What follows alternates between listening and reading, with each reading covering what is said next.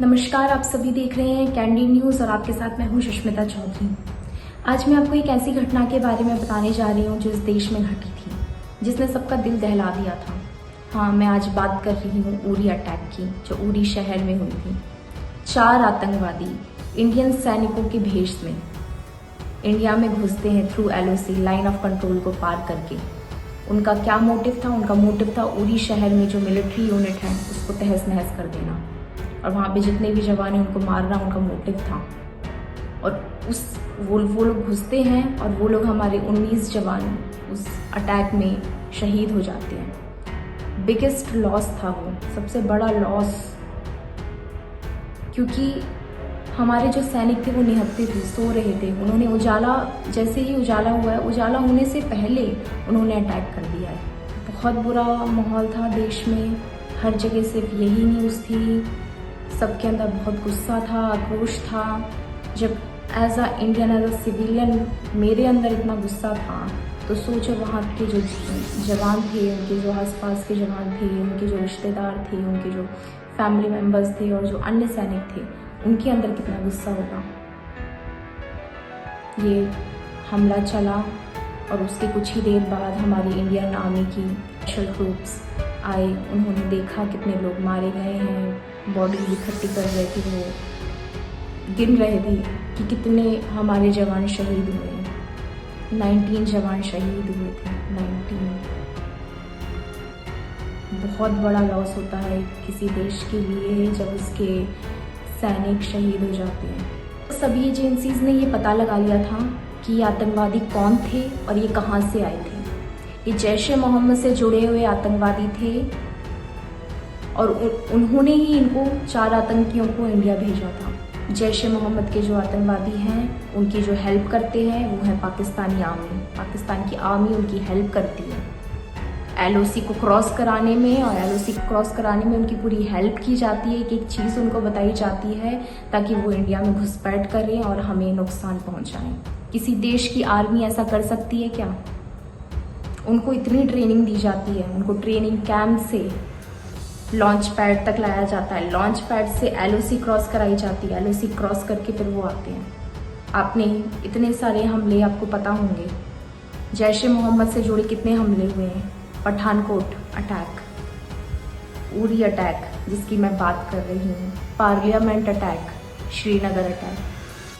सारे देश में आक्रोश था, हर जगह सिर्फ यही न्यूज़ थी उरी अटैक के बारे में।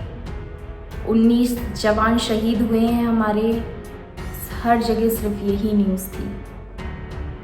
सबके अंदर गुस्सा था, बदले की भावना थी, और इसीलिए जो हमारी नेशनल सिक्योरिटी एजेंसी है NSA, हमारे जो आर्मी के चीफ थे और जो डिफेंस मिनिस्टर थे, उनका एक ही मोटिव हो गया था, उरी अटैक का बदला लेना। और इसीलिए सर्जिकल स्ट्राइक की गई, जिसकी बात आज तक लोग करते हैं। जो सर्जिकल स्ट्राइक हुई उसमें जम्मू एंड कश्मीर के एलीट पैरा ट्रूप कमांडोज को लिया गया, जो बहुत वेल ट्रेंड होते हैं, उनके पास एक्सपीरियंस होता है, निडर होते हैं। वो किसी भी एक्शन को लेने के लिए किसी भी वक्त वो तैयार रहते हैं। वो ऐसे कमांडोज होते हैं, और वही कमांडोज हमारे देश की रक्षा करते हैं। जब जब उनकी नीड पड़ी है, जितने भी हमले हुए हैं, वो हमेशा उन्होंने आतंकवादियों को मुंहतोड़ जवाब दिया है। और इसीलिए इन पैरा कमांडोज की 2 टीम तैयार की गई, टीम 1 एंड टीम 2। इन दोनों को लीड कर रहे थे 2 मेजर, जिनके नाम गुप्त रखे गए हैं एज अ सिक्योरिटी पर्पस। उनके नाम हम बता नहीं सकते। उनकी जो टीम लीडर्स थे वो मेजर थे। उनको ट्रेन करा गया, एक पूरा ब्लूप्रिंट बनाया गया अटैक के लिए। उन दुश्मन से बदला लेने के लिए एक पूरा ब्लूप्रिंट बनाया गया था। उनको सारी चीज़ें बताई गई थी, और जो टीम तैयार करी थी वो बहुत स्पेशल टीम तैयार करी थी, जिसमें IT के सैनिक थे, जिसमें मेडिकल सैनिक थे, डिफरेंट नॉलेज, जिनको अटैक करने का नॉलेज है, जिनको शूट करने का नॉलेज है, उनको एक एक चीज़ का नॉलेज था। 23 सितंबर 23 सितंबर को, क्योंकि आप जानते हैं आर्मी जो रहती है वो ऐसे ही एक्शन नहीं ले सकती है, उसमें पॉलिटिकल, उसमें सरकार का मंजूरी होना भी बहुत ज़रूरी रहता है। इसलिए 23 सितंबर को पार्लियामेंट हमारे जो इंडियन चीफ थे वो गए और उन्होंने पूरा प्लान बताया कि इस तरीके से हम सर्जिकल स्ट्राइक करना चाहते हैं और इसमें हमें आपकी मंजूरी चाहिए।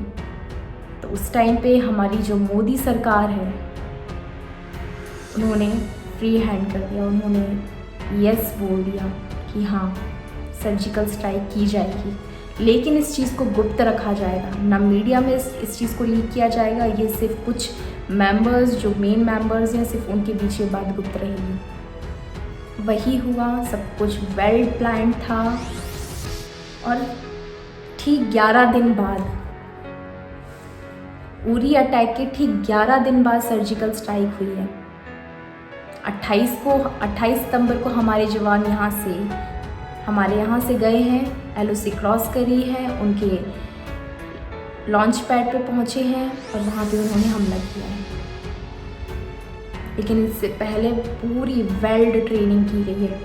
21, 22, 23, 24, 25, 26 ये सारे दिन रोज़ कमांडोज जाते थे, छोटे छोटे ग्रुप्स में उनको भेजा जाता था, रोज़ जाते थे, रात रहते थे वहाँ पे, नज़र रखते थे कि वो क्या कर रहे हैं, क्या नहीं कर रहे हैं, वहाँ पे कितने लोग हैं, उनके पास उनका जो वो खाना बनाते हैं वो कौन सी जगह है जहाँ पे उनकी सप्लाई की चीज़ें रखी हुई हैं, उनके जो हथियार रखे गए हैं वो कौन सा पॉइंट है, कितने लोग हैं, कहाँ कहाँ वो लोग नज़र बनाए हैं।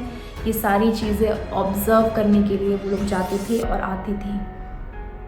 किसी भी प्लान को एग्जीक्यूट करने से पहले उस पर काम करना, उस प्लान को बनाना, एग्जीक्यूशन के पहले एक एक चीज़ को माइन्यूटली नोटिस करना और उस चीज़ से सीखना बहुत ज़रूरी है, तभी कोई प्लान कामयाब हो सकता है। वही इंडियन आर्मी ने किया। हमारे 2 टीम्स थी, अलग अलग जगह से गए थे और जब वो जाते थे उन्होंने ये बताया है, जब वो जाते थे तो जो कुछ सिविलियन गाड़ियों के थ्रू जाते थे, कुछ मिलिट्री गाड़ियों के थ्रू जाते थे और जो गाड़ियों के लाइट्स थे उनको भी बंद रखा जाता था कि किसी को भी मूवमेंट भी ना पता चले कि हमारी गाड़ियाँ रात को कहाँ जा रही हैं। 28 को शाम को 4 बजे एक टीम जाती है और 28 की रात 8 बजे दूसरी टीम निकल जाती है।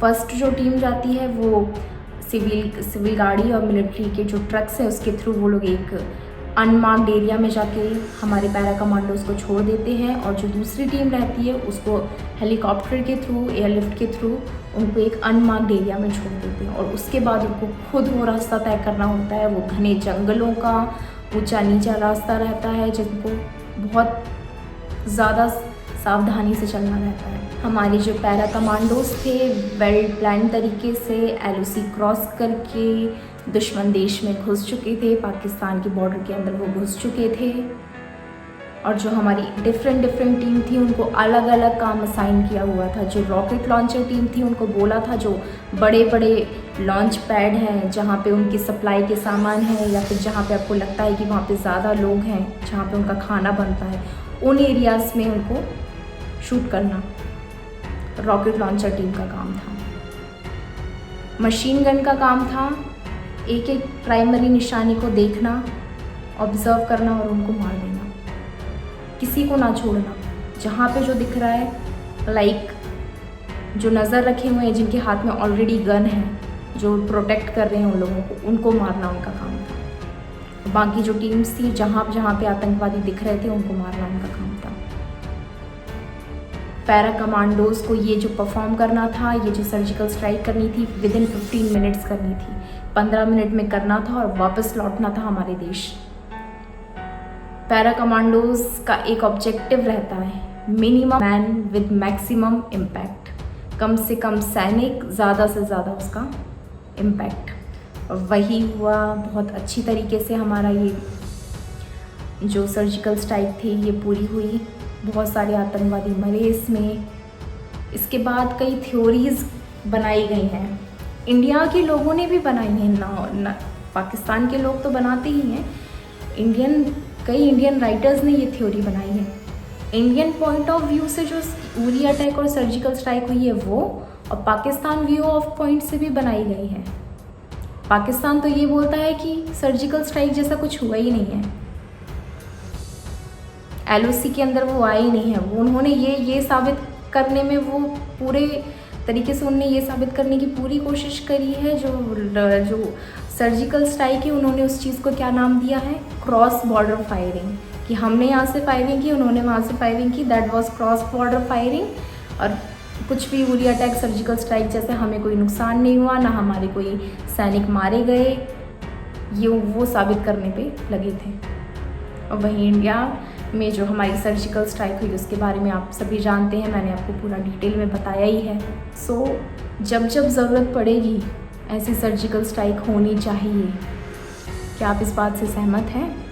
मुझे बताइएगा कमेंट्स करके। इन्हीं देश की जवानों की वजह से, यही इंडियन आर्मी की वजह से हम अपने घरों में सेफ हैं, सांस ले रहे हैं, जी रहे हैं, आज़ादी से कहीं भी आ जा रहे हैं। लेकिन वो 24 घंटे बॉर्डर पे तैनात हैं, किसके लिए? सिर्फ हमारे लिए। हमें हमारी इंडियन आर्मी का थैंकफुल होना चाहिए कि वो हमारी इतनी रक्षा कर रहे हैं। अगर हम अभी सेफ हैं तो सिर्फ उनकी वजह से हैं। सो हर एक सिविलियन के अंदर, हर एक इंसान के अंदर इंडियन आर्मी के लिए एक रिस्पेक्ट होनी चाहिए। उनका जो दर्जा है वो ऊपर ही होना चाहिए। जब जब ज़रूरत पड़ेगी सर्जिकल स्ट्राइक जैसे बदले हम लेंगे, लेकिन बहुत टाइम से अटैक्स बंद हैं जब से मोदी की सरकार आई है। आपका क्या कहना है इस बारे में? आप भी बताइएगा मुझे कमेंट्स करके। और सर्जिकल स्ट्राइक जैसे प्लान्स और इनको एग्जीक्यूट करना ज़रूरी है कि नहीं है इंडिया के लिए, ये भी आप मुझे बताइएगा कमेंट्स करके। तब तक के लिए मैं आपसे विदा लेती हूँ। फिर एक नए टॉपिक के साथ आऊँगी, नई इन्फॉर्मेशन के साथ आऊँगी आपके साथ। Thank you, good night, good bye.